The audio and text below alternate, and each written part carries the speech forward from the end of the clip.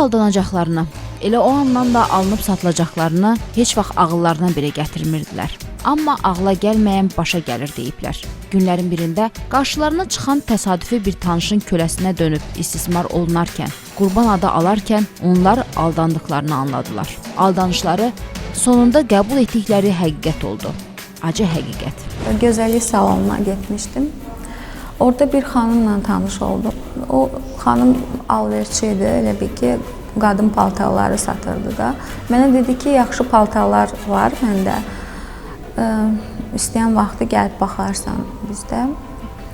Ondan sonra zəng vururdu mənə, əlaqə saxlayırdı məndən. Sonra bir dəfə məni evinə çağırdı ki, bəs mən Türkiyəyə gedib gəlirəm, paltarlar gətirib burada satmaq üçün əlverişli bir fürsətdir.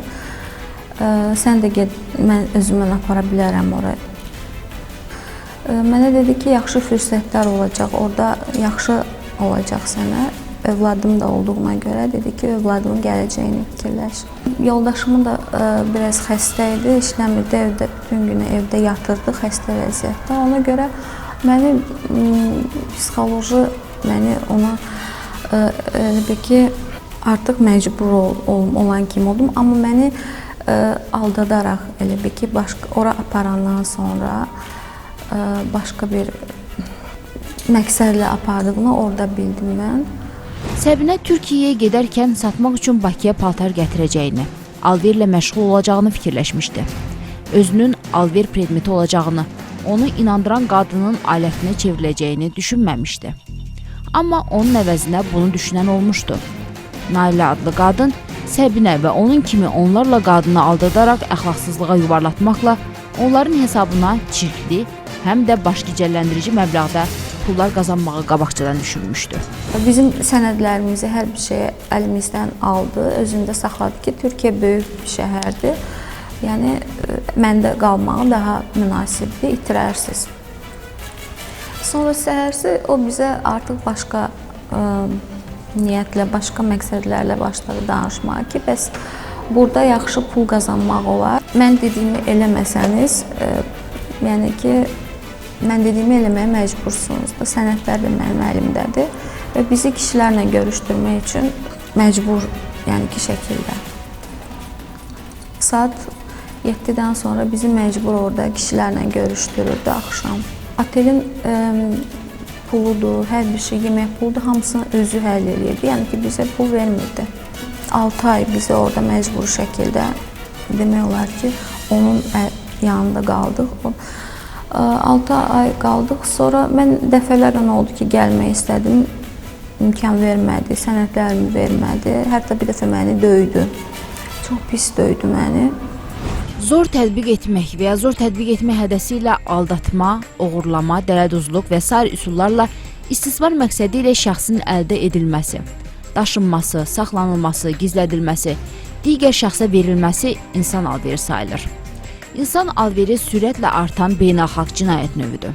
Eyni zamanda insan hüquqlarını ən çox pozan cinayət növüdür. İnsan alveri qlobal cinayət fenomeninə çevrilib və milyonlarla insan bu cinayətin qurbanına dönüb. BMT-nin məlumatına görə bu qurbanların əsas hissəsi qadınlar və uşaqlardır. Alverin bu növü ağır cinayətlər kateqoriyasına aiddir. Bu cinayəti törədənlər 5 ildən 15 ilədək müddətdə azadlıqdan məhrum etmə ilə cəzalandırılırlar. Azərbaycan Respublikasında da baş verən insan alveri cinayət hadisələri daha çox Azərbaycan vətəndaşlığı olan şəxslərin, xüsusən qadınların digər ölkələrə aparılaraq cinsi istismara məruz qalmasından ibarətdir. Və bu əməllər törədilərkən şəxslər daha çox aldadılmaya və etibardan sui-istifadə formasında üsullarla törədilən insan alverilərinə məruz qalırlar və burada daha çox şəxslər həmin təyinat ölkəsinə gəlib çatdıqdan sonra, yəni Türkiyə olsun, Rusiya Federasiyası olsun, Birləşmiş Ərəb Əmirlikləri olsun, həmin ölkədə olduqdan sonra onların bilavasitə azadlığı məhdudlaşdırılması üçün şəxsiyyət təsdiq edən sənədlər əllərindən alınır və onlar müxtəlif növ cinsi istismar xarakterli xidmətlərin göstərilməsinə cəlb edilirlər. İnsan alveri əməllərini əxlaqsızlığa cəlb etmə əməllərindən mütləq fərqləndirmək lazımdır. Çünki insan alveri şəxsin azadlığı əleyhinə törədilən cinayətlərdir. Bu cinayətlərin törədilməsi ilə şəxs kölə vəziyyətinə düşmüş olur. Şəxs öz iradəsi çərçivəsində hərəkət etmək imkanına sahib olmur. Yəni əxlaqsızlığa cəlb etmə daha çox yayılmış ola bilsə də, əslində ictimai mənəviyyat əleyhinə olan cinayətdir və Cinayət Məcəlləsinin 243-cü maddəsi ilə tövsif edilir. İnsan alveri isə bilavasitə, biraz əvvəl də qeyd etdiyim kimi, istismar məqsədi ilə törədildiyinə görə bilavasitə şəxsin azadlığı ilə bağlı hüququnu pozur, onun bundan gələn münasibətlərə xələl gətirir. BMT-nin hesablamalarına görə bugün dünyada seksual istismarın və məcburi əməyin 27 milyon qurbanı var. Onlardan 2 milyona yaxını Qərbi Şərqi Avropa və MDB ölkələrinin payına düşür. Qurbanların 80%-i seksual kölələrdir. Yəni, insan alveri qurbanlarının 3də 2 hissəsi qadınlardır. Onlar cinsi istismara, ev xidmətlərinə, dilənməyə, zavodlarda, plantasiyalarda məcburi əməyə məruz qalır.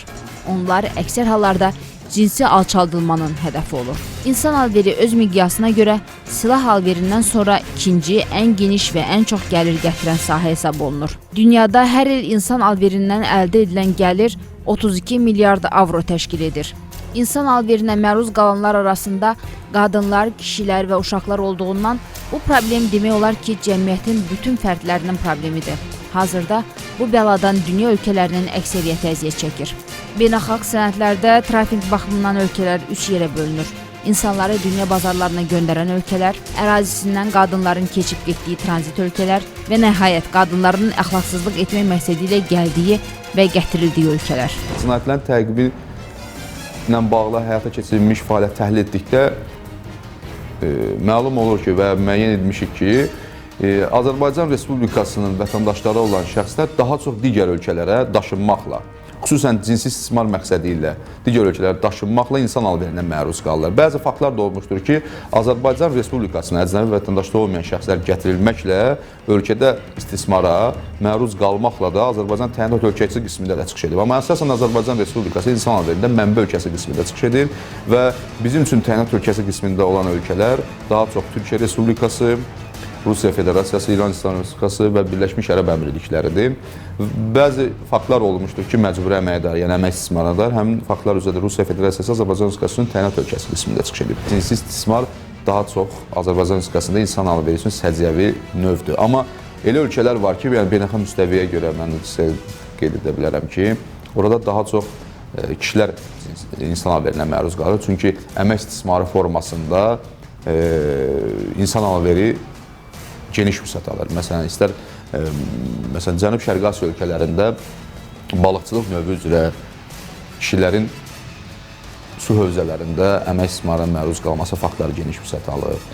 Bir çox ölkələrdə də eyni formada nümunələr var, amma Azərbaycan Respublikasında daha çox cinsi istismara məruz qalan qadınlar qurbanların böyük əksəriyyətini təşkil edir.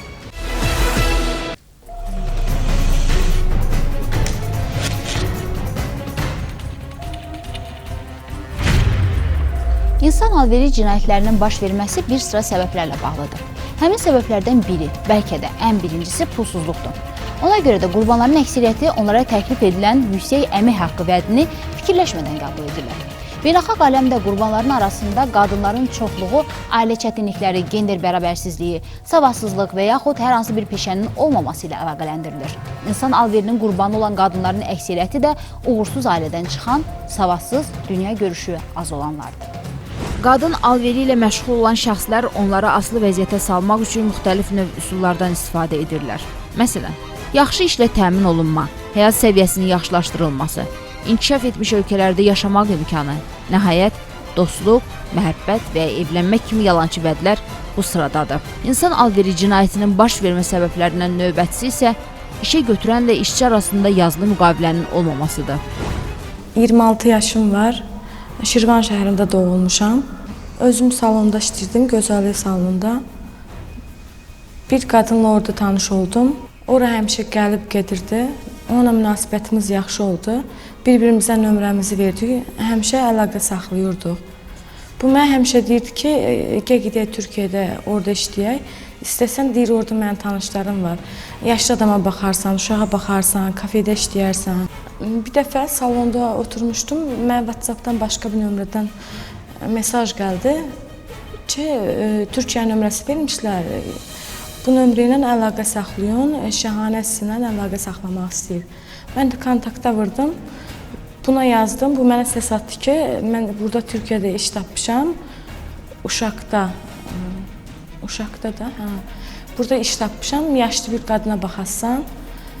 Gələcəm, sən şəxsiyyəti də, pasportu hazırda, gəlib sənə götürəcəm.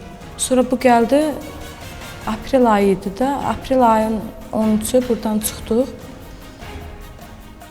Buradan çıxdıq, Ankara'ya getdik. Orada dedi ki, mən sənə dedi, bir də Türklə tanış eləyəcəm. Onun belə adamları var. Mən dedim ki, belə biz danışmamışdıq axı. Dedi, bu heç kim bilməyəcək, aramızda qalacaq, nə olacaq? Dedim, onda mənə qaytardılar. Şəxsiyyətim onda idi. Hamısını əlimdən almışdı da, vermirdi. Başladı bizi də kişilərə satmağa. Hər gün bizi çıxardırdı. Ən aşağısı 10 nəfər olurdu, 13 nəfər olurdu, 15 nəfər olurdu. Bir də görsən gedə bilmirdim, canım ağrıyırdı. Bizi çizdirirdi. Elə.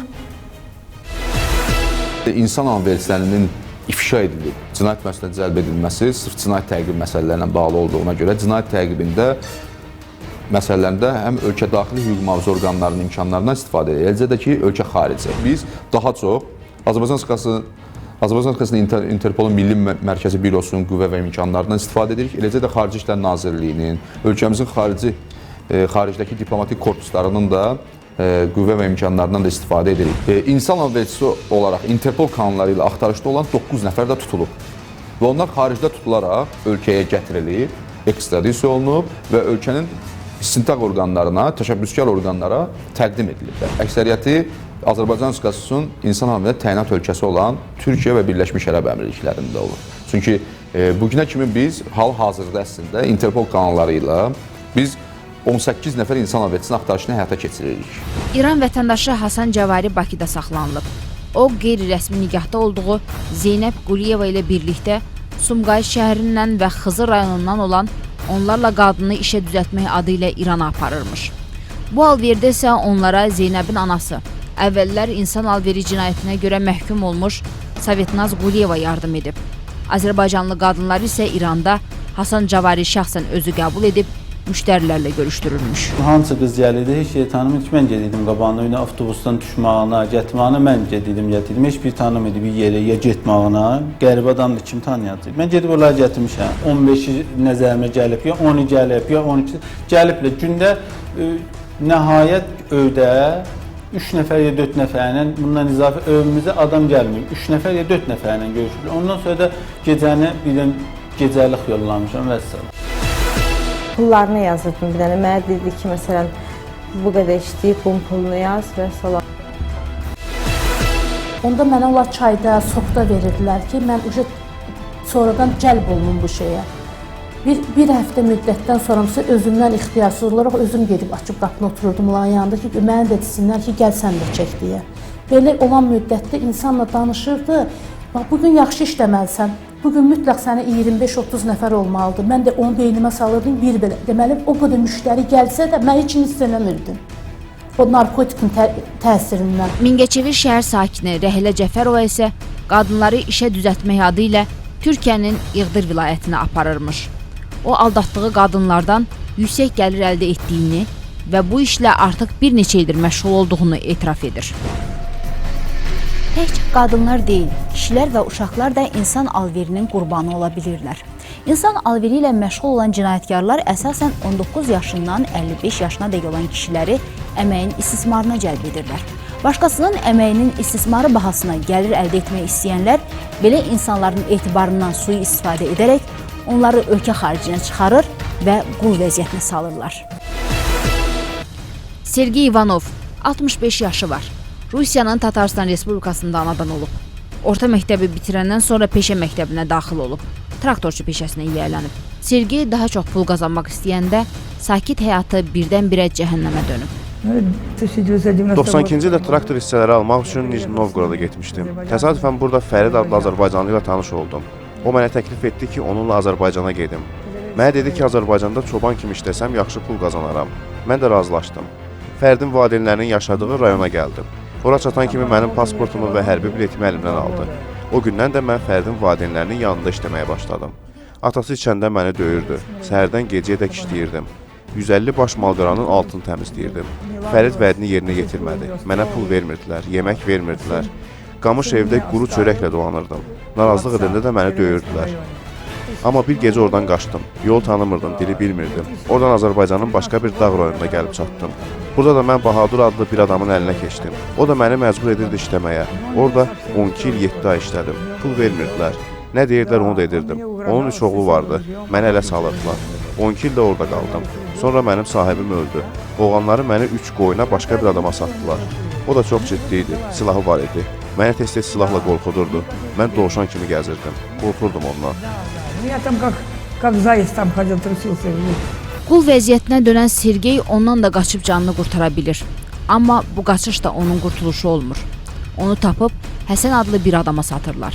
Satırlar deyəndə ki, bir qonaqlığa dəyişirlər. Həsən isə onun son sahibi olmur. Sahibinin ölümündən sonra o Şahbaz adlı bir adama satılır.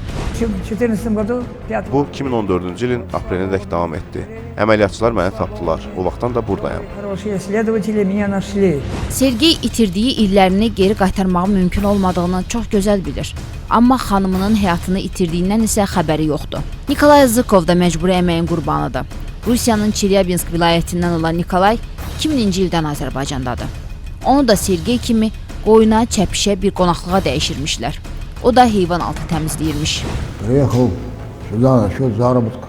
Bura işləməyə gəlmişdim. İşlədim, ancaq heç nə qazana bilmədim. Nə deyim, çətindir mənə, pistir xatırlamaq bu olanları. Неохота вспоминать ничего.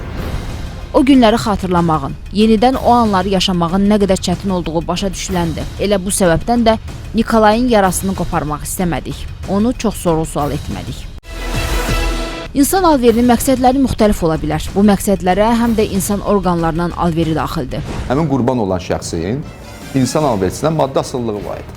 Maddi asılılığı olduğu üçün onun qarşısında zəiflik vəziyyəti var idi. Və borc verən tərəfin də onun üzərində təhsil imkanları var idi ki, həmin borcun ödənilməsi qismində ona təklif olunmuşdu ki, orqanı ehtiyacı olan bir donor, resipiyentə, yəni sən donor qismində çıxış etməklə, resipiyentə köçürməklə həmin borcu aradan qaldıra bilərik. O maddi asılılıqdan sui-istifadə etməklə, yəni o təhsil imkanlarından, onun zəiflik vəziyyətini sui-istifadə etməklə şəxs istismar məqsədi ilə cəlb edilib, başqa ölkəyə daşınmışdı və insan alveri törədilmiş olmuşdu. İran Respublikasına aparılmışdı, orada cərrahi əməliyyatı olmuşdu və yenidən Azərbaycana qaytarılmışdı. Amma mən qeyd etdiyim kimi, insan alveri formalarına görə şəxsin orqan transplantasiya məqsədi ilə insan alveri törədilməsi Azərbaycan üçün səciyyəvi deyil. Yəni, ötən illər ərzində müəyyən edilmiş 600-dən çox cinayət faktı içərisində yalnız bir fakt belə qeydə alınıb. Qurbanlar yalnız keçirilən əməliyyatlar yolu ilə azadlıqlarına qovuşa, köləlikdən xilas ola bilirlər. Oranın polis orqanları gəlib ateli vurdular və bizi ora polis bölməsinə apardılar. Ondan sonra da ki bizi Bakıya deportasiya elədilər. 3 gündən sonra qayıtdıq, gəldik Bakıya. Deyirdim ki, görəsən vətənimə qayıda biləcəm. Onda özümə söz verdim ki, bir də heç vaxt Azərbaycana qırağa çıxmayacam. Mayın 13-də qayıtdım. Orada onlara anlatdım ki, güya ikinci dəfə yenə də qayıdacam. Çünki o qadın bizdən pul tuturdu axı, ona görə o da razılaşdı. Orada söz verdim ki, hə, ikinci dəfə səninlə qayıdacam. Bu da orada mənə gözləyirdi ki, Şirvanda da 3 gün qalıb qayıdacaqdıq. Mən də ora gedən kimi nömrəmi dəyişdim. Qaldığım ev zatı dəyişdim. Ondan sonra ona münasibətim olmadı. Onların düşdüyü cəhənnəmdən qurtuluş yolu isə sığınacaqdan keçir. Qurbana çevrilməklə həyatı puç olan və cəmiyyətin itirilmiş sayılan üzvlərinin bu yolla təkrarən normal mühitə qaytarılması, onların növbəti dəfə şikara çevrilməməsi, təhlükəsizlikləri məhz sığınacaqlar vasitəsilə mümkün olur. Başqa sözlə, sığınacaqlar insan alverçilərinin caynağından qurtulmuş insanları qurbana çevirən səbəblərlə yenidən baş-başa qoymur. İnsan alveri qurbanları müəyyən edildiyi andan onlara öz hüquqları başa salınır və eyni zamanda sığınacaqlar təklif edilir. Sığınacaqda qalmaq insanların öz seçimidir. Bu qurbanların da seçimi sığınacaqdır. Onlar isti ocağın hərarətini burada, sığınacaqda axtarırlar. Təbəssümlərində kiçik bir kədər, hiss olunmaz bir ağrı olan bu insanlar günlərini burada keçirir, keçmişlərini unutmağa çalışırlar.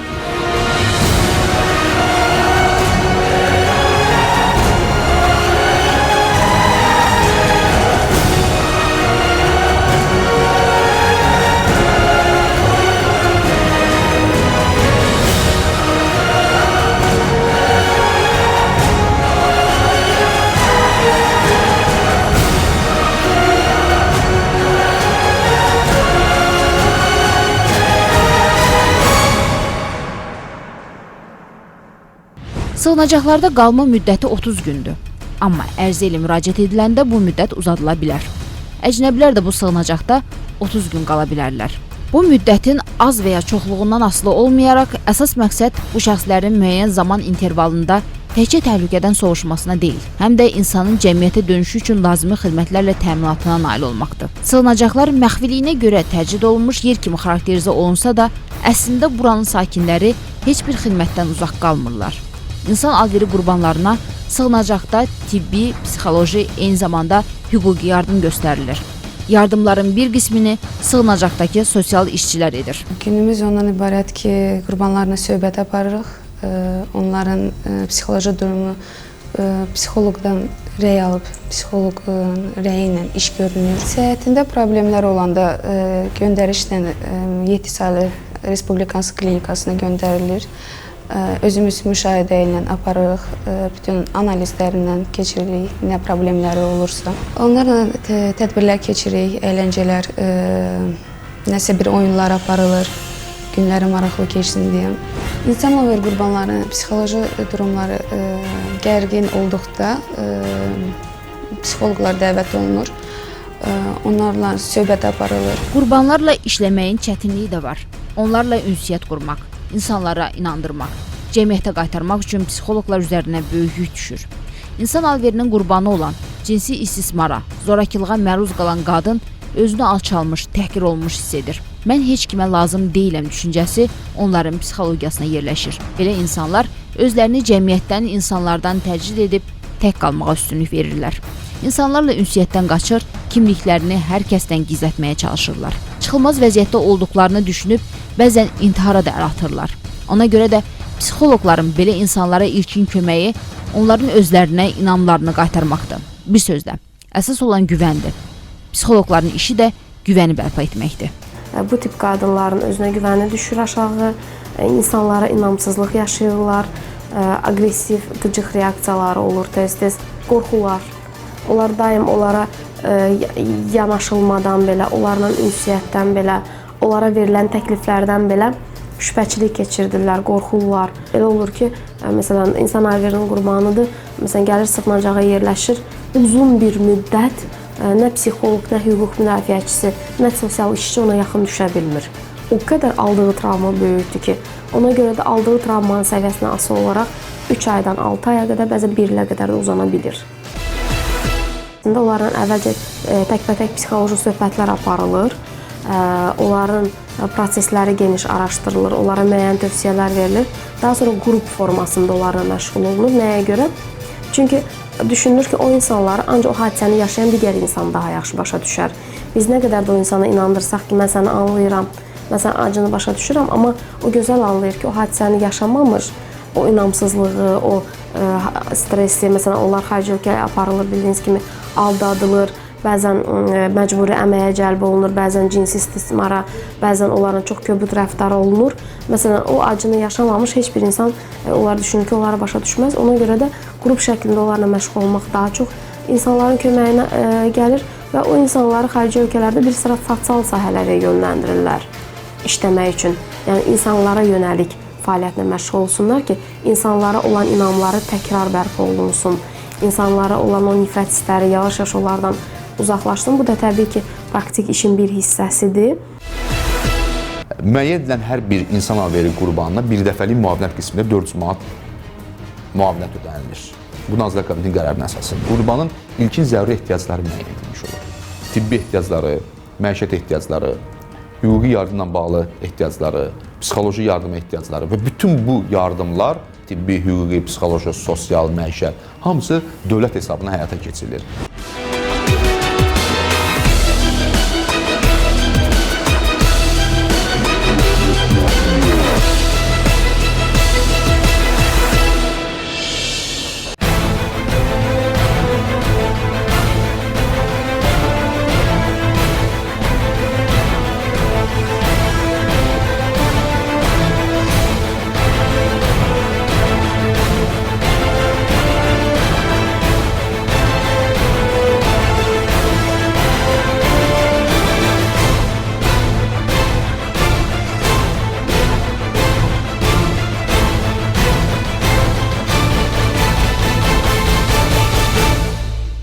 BMT-nin hesabatında deyilir ki, insan alveri qurbanlarının hər 100 nəfərindən 27-si uşaqdır.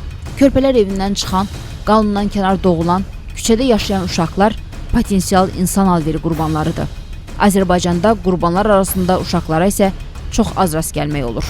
İnsan alveri və məcbur əmək cinayət faktları üzrə 63 insan alverinin qurbanı müəyyən olunub. Bu 63 insan alveri qurbanından yalnız biri 7 yaşına çatmayan şəxs olub. O da əmək istismarına məruz qalan insan alverinin qurbanı olub. Həmin cinayətin də fabulası belədir ki, ailə qismində həmin şəxslər əmək istismarına məruz qaldılar. Həmin ailənin də bir üzvü olan qız 18 yaşına çatmayan şəxs insan alverinin qurbanı olub. Azərbaycan Respublikası daxilində əmək istismarına məruz qalıblar və onların məruz qaldığı insan alverin, daha doğrusu məcbur əməyin sahəsi təsərrüfat xarakterli məsələlərlə bağlı olub. Beynəlxalq Əmək Təşkilatının hesabatına görə dünyada hər 100 uşaqdan 16-sının əməyindən istifadə olunur. Ən acınacaqlısı isə odur ki, bu uşaqlardan bəziləri heç 5 yaşını belə tamamlamayıb. Bütövlükdə isə hazırda dünyada 170 milyon uşaq əməyin təhlükəli növləri ilə məşğuldur.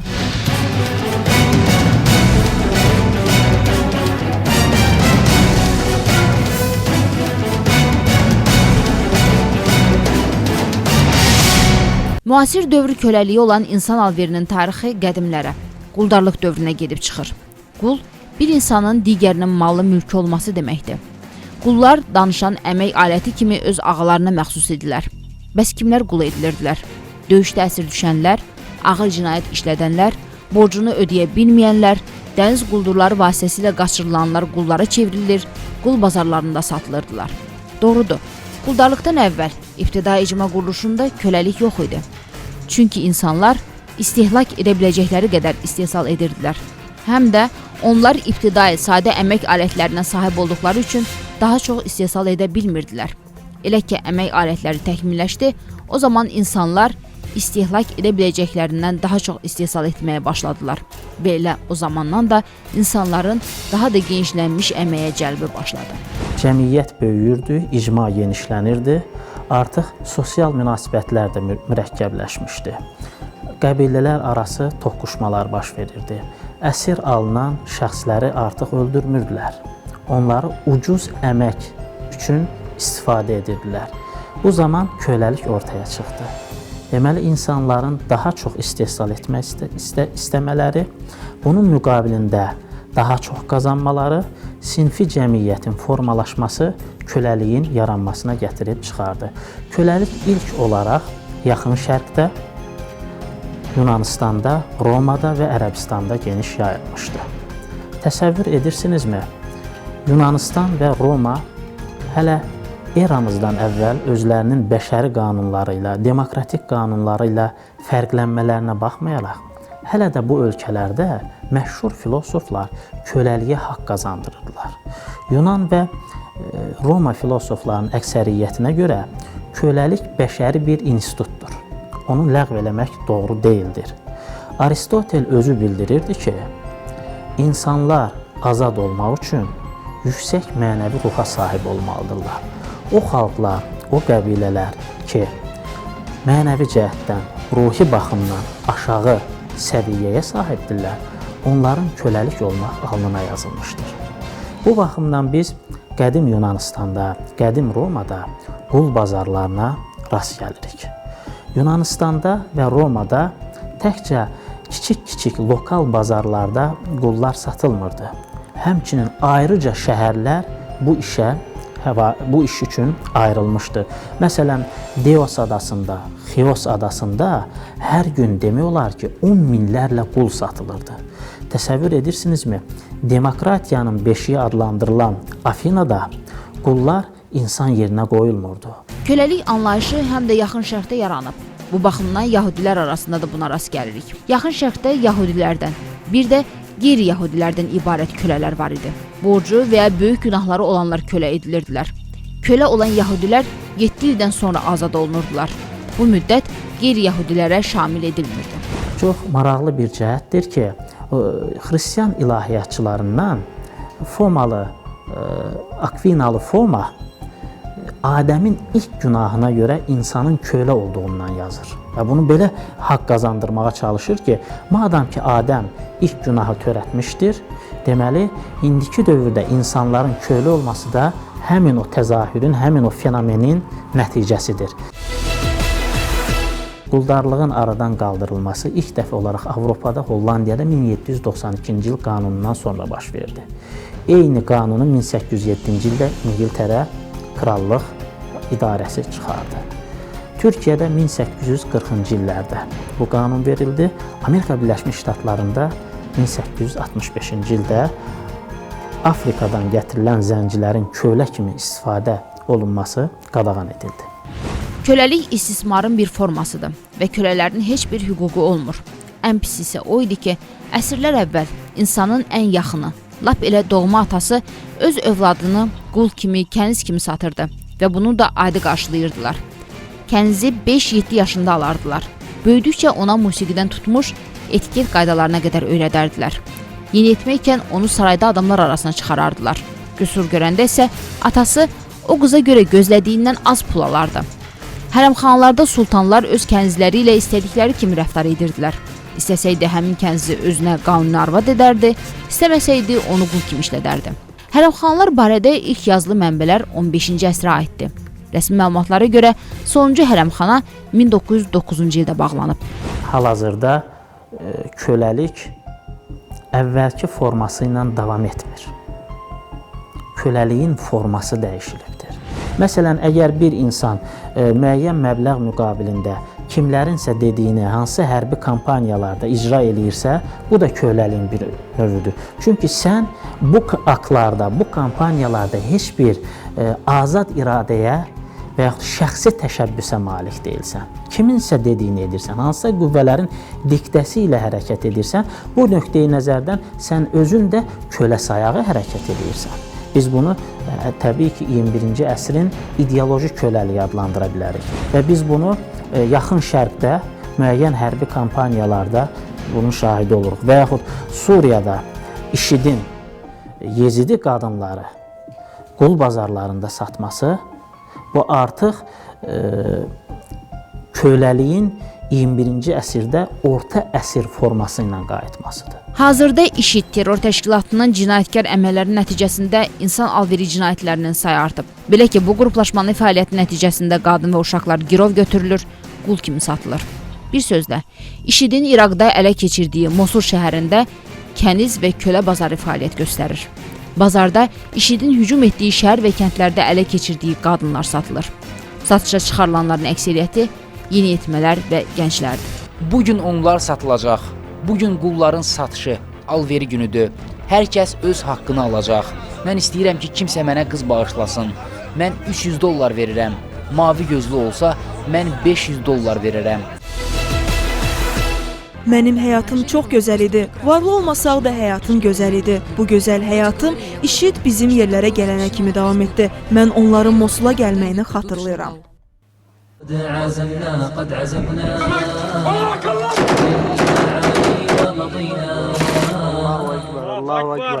Onlar bizim hamımızı məktəbdən yığdılar, qadınları yuxarı mərtəbədə, kişi və uşaqları isə aşağıda saxlayırdılar. Biz atışma səsləri eşitdik, elə bildik ki, onları öldürdülər. Çox qorxulu idi. Mən o günləri yada salanda boğuluram. Nə vaxt xatırlayıramsa o günləri özümü öldürmək istəyirəm. Satılanlar arasında 7, 8, hətta 9 yaşlı qızlar da vardı. 20-25 yaşlı oğlanlar onları istismar edirdilər. Onlar insan deyildi, vəhşi idi. Qızların əllərini bağlayırdılar, istədikləri kimi davranırdılar onlarla. Çox aqressiv idilər. 15 yaşı tamam olan qızları götürürdülər. Onların gözü heç nəyi görmürdü. Hətta bizi döyürdülər.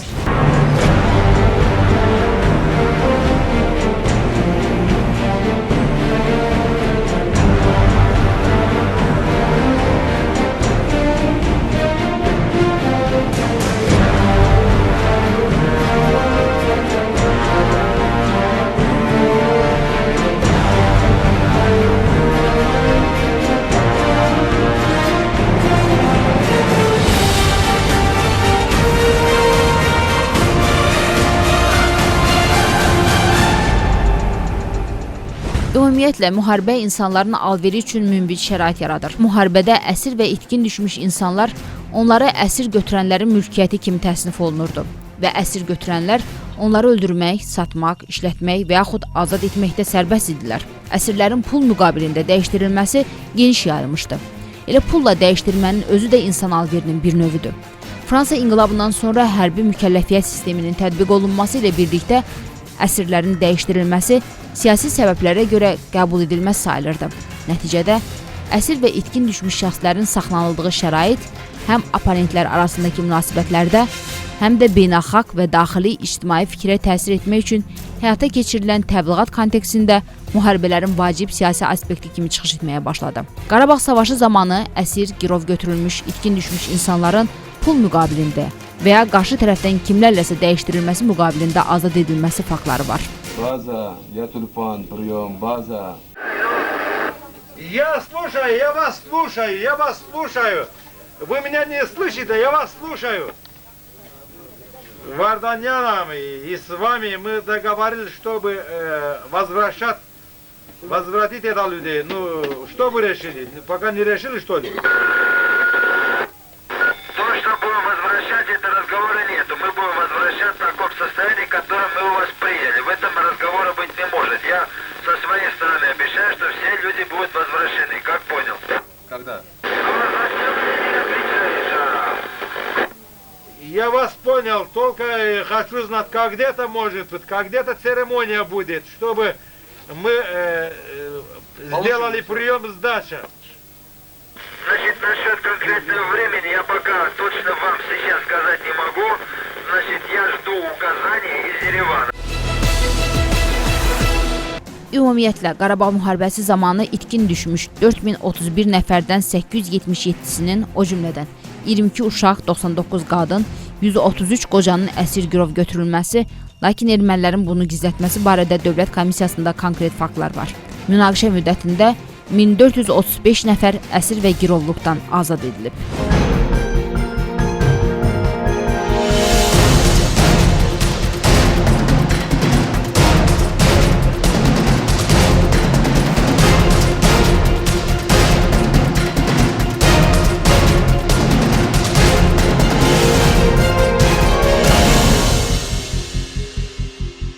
Transmilli mütəşəkkil cinayətkarlığın təhlükəli növü olan insan alverinə demək olar ki, bütün dövlətlərdə və regionlarda rast gəlinir.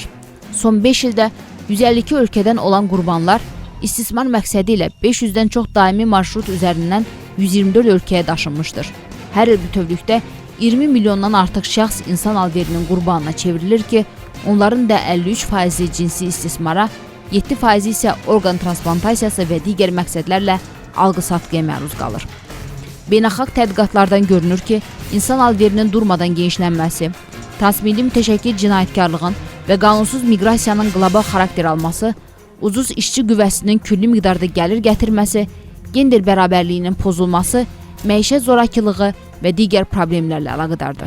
Problem isə həll olunmasını tələb edən nəzəri və ya əməli məsələdir. İngiliscə tərcümədə kökündəki səbəbdir. Qurbana dönməyin səbəbi tapılanda problem də həll olur. Bütün insanlar aldanırmış. Tez-tez bir aldanma imiş yaşamaq deyənlərin aldanmağa səbəbi olmasın ki, qurbana da dönməsin.